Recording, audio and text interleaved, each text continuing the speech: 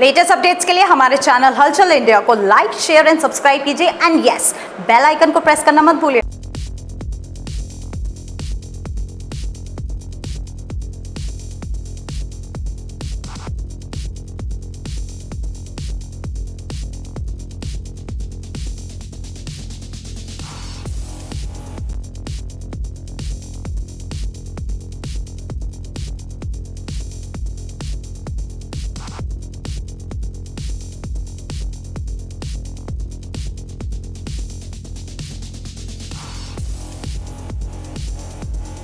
लोकसभा चुनाव में मेरठ हापुड़ लोकसभा सीट बहुत ही अहम है, क्योंकि इस सीट पर अरुण गोविल जो कि राम का किरदार निभाया था रामायण में, वो भाजपा से टिकट मिला है। तो वहीं सुनीता वर्मा इंडिया गठबंधन से प्रत्याशी हैं और आज हापुड़ में आई हैं। जगवीर दिखाइए कि बाबा भीमराव अंबेडकर जी की प्रतिमा पर यहाँ पर माल्यार्पण किया है, फूल अर्पण किए हैं और समाजवादी पार्टी, आप पार्टी और कांग्रेस यानी इंडिया गठबंधन यहाँ पर मौजूद है और सभी पदाधिकारी और कार्यकर्ता यहां इस कैंपेन में आकर साथ दे रहे हैं। और यहां पर सुनीता वर्मा आज पहली बार हापुड़ में आई हैं। तो वहीं अरुण गोविल की बात की जाए, भाजपा प्रत्याशी जो है वो अभी 3 दिन पहले हापुड़ में वोट के लिए आए थे, तो वहीं पर सुनीता वर्मा आज यहां पर पहली दफा आई हैं। तो किस तरह का समर्थन यहां पर मिल रहा है आप देख सकते हैं कि इंडिया गठबंधन की सभी पार्टियां यहां पर मौजूद हैं और सुनीता वर्मा के समर्थन में यहां पर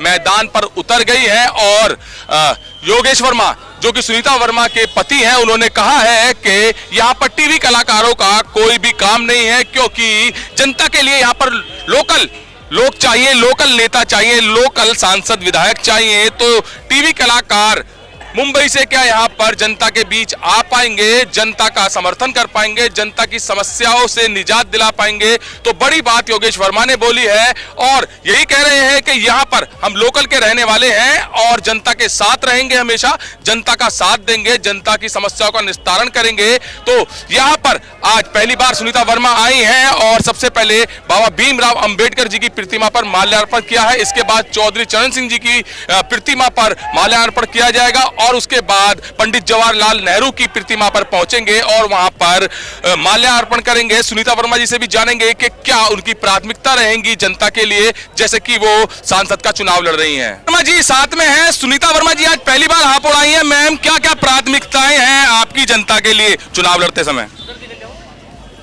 जैसे हमने मेरठ का विकास महापौर रह के कराया, मैं ऐसे ही चाहूंगी कि यहाँ के लोगों के, गरीब लोगों के लिए काम विकास नहीं हो पाता है, वो मैं यही मेरी प्रार्थना रहेगी कि मैं गरीबों के साथ रहूं, उनकी काम कराऊं, उनकी आवाज उठाऊं, बेरोजगारी को खत्म करने की कोशिश करूं, यही मेरी आवाज रहेगी। अच्छा, एक चीज इस चुनाव में साफ दिख रही है भाजपा की तरफ से कि श्री राम का चेहरा जो कि किरदार निभाया था अरुण गोविल जी ने, वो बड़ी शख्सियत मान रहे हैं, बड़ा चेहरा मान रहे हैं और जीत का अभाव उधर की साइड लग रहा है। तो श्री राम का नाम किस तरह से रहेगा?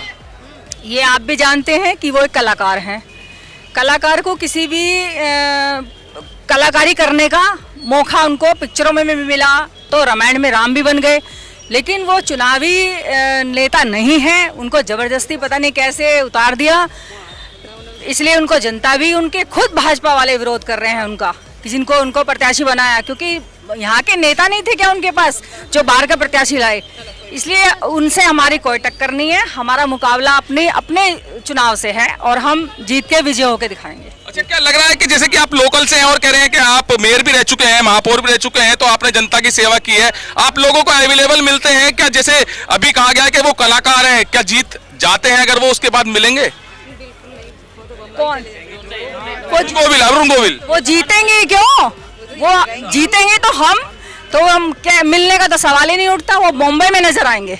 अच्छा, भाजपा वाले कह रहे हैं कि लगातार सभी पार्टियां इकट्ठी हो चुकी हैं और इंडिया गठबंधन बनाने की जरूरत क्यों पड़ी? तो मेयर रह चुकी हैं सुनीता वर्मा और सुनीता वर्मा ने यही कहा है कि जैसे मैंने मेयर के तौर पर काम किया है और काम ऐसे ही लगातार करती रहूंगी। यहाँ पर मानवी सिंह जी भी हैं, मानवी सिंह जी से जानेंगे। मैम, क्या लग रहा है, इंडिया गठबंधन टक्कर दे पाएगा भाजपा को? नहीं, हम जीत रहे हैं और जीत के दिखाएंगे। इस वक्त पखूड़े उड़े हुए बीजेपी के। अरुण गोविल जो कि राम का नाम लेकर आए हैं और राम की भूमिका भी निभाई थी, उस पर क्या कहेंगे? राम की भूमिका तो आप नहीं निभा रहे, मैं नहीं निभा रही, सब निभा रहे हैं। कौन नहीं निभा रहा? उन्होंने एक किरदार निभाया है। जो मोदी जी अब किरदार निभा रहे हैं ना, झूठा किरदार, वो आप राम, वो उनके अंदर देखिए, जो प्रत्याशी को उतारा है ना, वो भी वही करेंगे।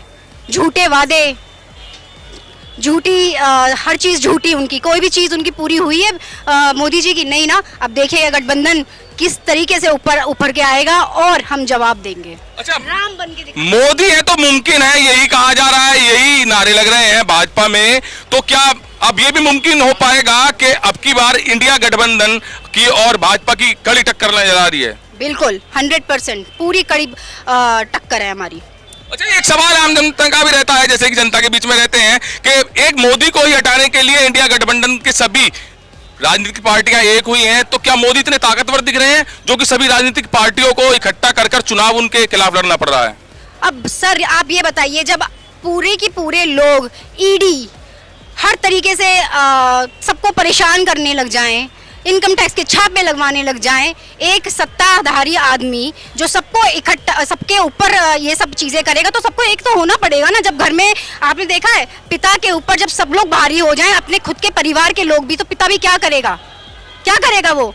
उसको भी तो एकजुट करना पड़ेगा ना लोगों को। ऐसे ही गठबंधन इसीलिए एकजुट होकर इस मोदी को अलग हटाना। पहले भी महागठबंधन हुआ था, तब भी कुछ मोदी योगी का कुछ नहीं बिगाड़ पाए थे। एक बार महागठबंधन हुआ था, तो क्या अब की बार लग रहा है कि इंडिया गठबंधन उनको हरा पाएगा, मोदी को? बिल्कुल, देखिए ये आपका सवाल बहुत अच्छा है कि पहले भी ऐसा हुआ है, लेकिन इस बार हम बहुत मजबूती से, अब लोग जागरूक हो चुके हैं, लोगों को दिख रहा है कि नाइंसाफी हो रही है उनके साथ, लोकतंत्र के साथ छेड़खानी हो रही है। तब जब ये पिछली बार गठबंधन थी, तब लोगों को ये इल्म नहीं था, अब लोगों को ये दिख रहा है कि उनके साथ क्या क्या परेशानियां हो रही हैं। संविधान के साथ छेड़ने के लिए उन्होंने हर चीज़ तो प्राइवेटिज्म में कर दी है कन्वर्ट, और उनका जो ये 400 का नारा वो लगा रहे हैं, उनका नारा लगाने का उद्देश्य भी यही है कि 400 पार होए वो और संविधान को सबसे पहले हटा दें।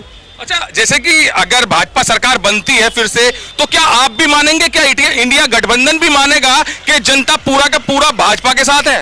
नहीं, बिल्कुल नहीं है। किसने कहा आपसे?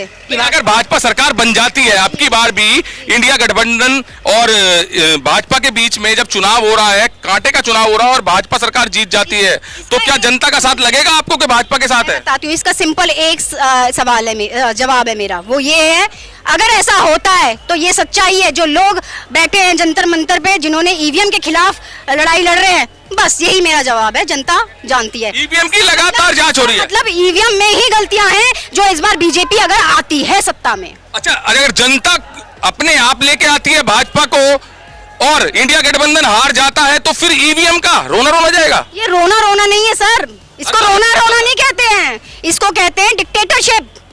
अगर 400 पार होते हैं तो दावे के साथ ठोक के मैं बोलती हूँ, हाँ ये है, इसमें कुछ गड़बड़ है। क्या पूरी जनता, क्या पूरे देश की जनता क्या बीजेपी को ही चाह रही है? नहीं, कांग्रेस भी 400 के पार हुई थी, एक समय ऐसा था, क्या तब भी ईवीएम थे? ईवीएम नहीं था तब, कांग्रेस भी 400 के पार हुई थी। हम चाहते हैं ईवीएम ना हो, अब करवाइए आप बैलेट से। बैलेट में वहां पर प्रॉब्लम हो गई थी कुछ, जिस वक्त कांग्रेस 400 के पार पहुंची थी, उस टाइम बैलेट में भी कुछ प्रॉब्लम हो गई थी। क्यों हो गई थी? मैं तो नहीं कह रही, मैं कह रही हूँ बैलेट से कराइए ना, 400 पार होने के ही नहीं है ये। मतलब कुल मिला के इसकी अपनी जीत थी, खुद की जीत थी, मैं ये कह रही हूँ आपसे। धन्यवाद। तो यहाँ पर आपने मानवी सिंह जी को भी देखा कि इंडिया गठबंधन भाजपा को टक्कर दे रहा है और अब की बार जीत का परचम लहरा रहा है, यही कह रहा है। वहीं पर सुनीता सिंह ने भी यही कहा है कि कलाकारों का यहाँ पर कोई भी काम नहीं है, काम है तो यहाँ पर जनता की सेवा करने वालों का। तो यहाँ पर अब देखना होगा कि मेरठ हापुड़ लोकसभा सीट से कौन जीत करता है, कौन हार करता है, क्योंकि अरुण गोविल पर काफी यहाँ पर कहा जा रहा है कि वो कलाकार है। योगेश वर्मा ने भी यही कहा था कि कलाकार है, मुंबई वापस चले जाएंगे, यहाँ जनता की सेवा कौन करेगा। और यहाँ पर मेयर भी रह चुकी है, महापौर भी रह चुकी है सुनीता वर्मा, कह रही है कि 5 साल लगातार मैंने जनता की सेवा की है और जनता ने मुझे फिर से चुना है। अखिलेश यादव ने मुझ पर विश्वास जताया है, तो अब की बार जीत का परचम इंडिया गठबंधन का ही रहेगा। कैमरामैन जगवीर के साथ सुशील शर्मा, हलचल इंडिया।